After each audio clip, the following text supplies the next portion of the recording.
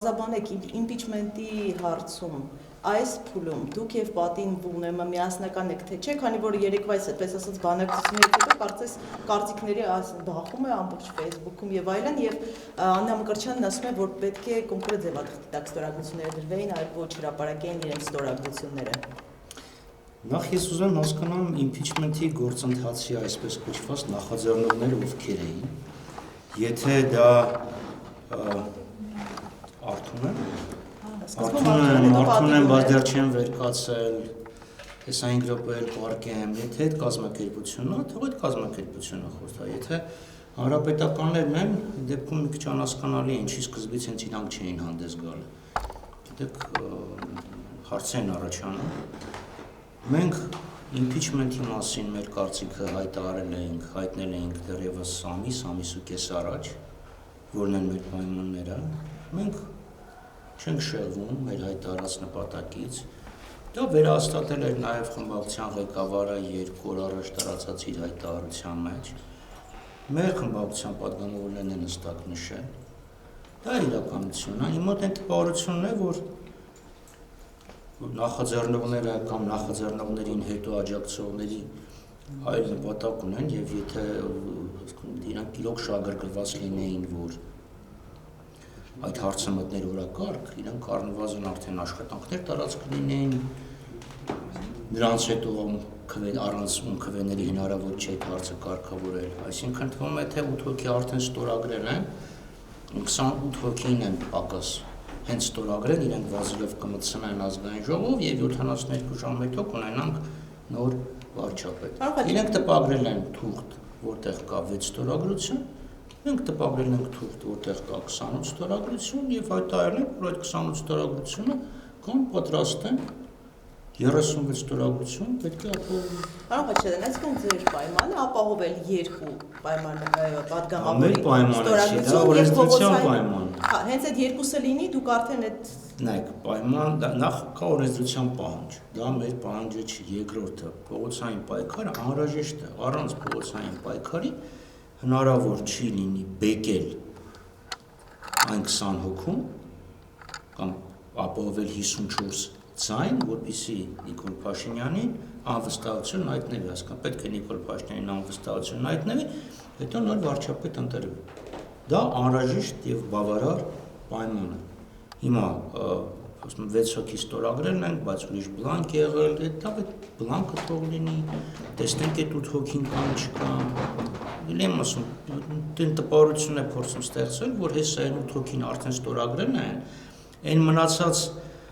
18 հոգին էլ կներեք, նաստատ վնիմանիու մարշ պատրաստ սպասում են, հեսա մի հատ մարշ բրասոկա լինելու, այդ 28 հոգին ուրիշ թղթի տակ են ստորագրել դե դրա համար խափանարական գործունեությամբ են զբաղվել։ Նոր ՔՊ-ի ներկայացուցիչը ասաց, որ ավելի լավ կլինի ընդդիմությունը պատրաստվի առաջիկա ընտրությունների 2020 ներկայացուցիչը թող մտածի ինքը ինչ է ասում, իրանց գործով թող, իրանց գործով զբաղվել ընդդիմությունը իր հարցերն իր մեջ կլուծի։ Ուզում ասի, եթե ընդդիմությունը ուներ այդքան ներուժ վարչապետին անվստահություն հայտնելու, պետք է գործընթացը ավելի վաղ սկսել։ Մի տարվա ընթացքում չէին կարող հասնել դրան, մանավանդ որ ասեց ՔՊ-ին բաց առնենք, որ ինչ-որ մեկը կպիանա։ Ընդդիմությունը ինչ պետք է անի, ընդդիմությունը ինքը կորոշի, բարի խորհուրդները թող պահեն իրենց, քանի հոգի կփոխվեն, քանի հոգի կմիանան, գիտեք, առերևույթ շատ ուժեղ կազմակերպություններ, իշխանություններ, հուսահատություններ են մի գիշերվա մեջ փլուզվել, եւ որպեսզի այդ փլուզումը ապահովի, պետք է ուղղակի ճնշում բանեցնեն, թող իրենք չկարծեն, որ իրենք անխորտակելի են։ Իսպանացիքել էին կարծում, որ իրենց արմադան անխորտակելի է, բայց տեսակ ինչ եղավ։ Եկեղեցու դեմ արշավը ձեր կարծիքով ուր կտանի, քանի որ տեսնում ենք ամենօրյա գրառումներ, արդյոք կարող է այսպես ասենք արճակատման տանել քաղաքացիական այսպես արդեն արճակատում լինի Նիկոլ Փաշինյանին եկեղեցու դեմ։ Ինչը ստիպեց հիմա։ Իրականում ստիպեց ոչ թե հիմա, այլ հունվարի 7-ին, երբ Ալիևը վեր կացավ եւ ասեց Հայաստանը ֆաշիստական պետություն է կամ ֆաշիստական ուժեր, ռեֆանժիստներ, կամ պետք է դրանց ջախջախեք, կամ մենք մեր այդ հարցերը կլուծենք։ Ում են ադրբեջանցիները եւ Փաշինյանը ռևանշիստ համարում, Դաշնակցությանը, Առաքելական սուրբ եկեղեցուն, Հայաստան դաշինքին եւ պարզել, որ իրանք պետք է հարձակում սկսեն։ Այդ հարձակման ֆաս հրամանը տվեց Փաշազադեն, երբ Վեհափառ հայրապետը եւ Մեծիտան Կիլիկիո կաթողիկոսը Շվեյցարիայում կազմակերպեցին եւ մասնակցեցին Արցախայերի իրավունքներին եւ Արցախում կրոնական եւ պատմամշակութային արժեքների պահպանությանը վերաբերող խորհրդաժողովի։ Դա Փաշազադեն ֆաս տվեց, հրահանգը տվեց, Փաշինյանը եւ թիմը որոշեցին այդ հրահանգին, ոչ թե որոշեցին, այդ հրահանգին ենթարկվեցին։ Ավելի վաղ ենթարկվել էին Ալիևի հրահանգին, դե որովհետեւ քեզ վիրավորում են, Փաշինյանը փոխանակ պատասխանի, ասում է դե մի հատ հələ փորձենք հասկանանք իրանք ինչու մեզ կոչեցին ֆաշիստ։ Սա իրականությունն է, իրենց ամբողջ քաղաքականությունը միտված է Ալիևի պահանջները բավարարելուն, որպեսզի Ալիևը բարեհաճի մի հատ թղթի կտոր ստորագրի անկախ բովանդակությունից, նույնիսկ Ալիևի գրած բովանդակության թղթի կտոր ստորագրի, որպեսզի Փաշինյանը արտահերթ կամ հերթական ընտրությունների ժամանակ կամ փողոցում լարվածության աճի ժամանակ ասի մենք խաղաղություն ենք ուզում, իսկ հա այս ընդդիմադիրները երկիրը տանում են դեպի պատերազմ։ Դա է խնդիրը, որովհետև ինքը հասկանում է, որ իր իշխանավորումը մեծապես պայմանավորված է Ալիևի եւ Ալլահ շուքուր ul-Իսլամ Փաշազադեի կամքից։ Սա է խնդիրը։ Ինչի դա կարող է տանի Փաշինյանը եւ իր թիմը որևէ բարոյական արգելակներ չունեն, ես ամենևին չեմ բացառում, որ իրենք տանեն բախման, ամենևին չեմ բացառում։ Հիշեցնենք, ինչ ստորություն կազմակերպեցին Վեհափառ հայրապետի դեմ անցյալ տարի մայիսի 28-ին Սարդարապատում, հիշեցնենք իրենց աջակիցները ինչպես էին ներխուժել Վեհարը, ինչպես էին Վեհափառ հայրապետի ճանապարհը խոչընդոտել, այսինքն նման վարքագիծ առաքելական սուրբ եկեղեցու նկատմամբ որդեգրում են բացառապես գրավի Հայաստանի զավթիչները, թուրքերը, պարսիկները, ցարական ռեժիմը եւ Նիկոլ Փաշինյանը եւ իր խումբը։ Սա է իրականությունը։ Մինչեւ ուր կտանի,